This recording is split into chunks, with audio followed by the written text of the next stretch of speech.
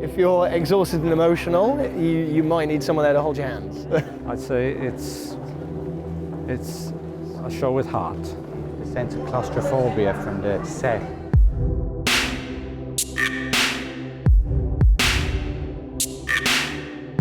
It was very intense. It had a lot of good humour in it, which helped break it up. Otherwise, everyone would be walking out with their eyes wide, because when it gets intense, it makes it kick in a bit more. Men don't speak about themselves until you put them into a mine for 6 days, and they have to.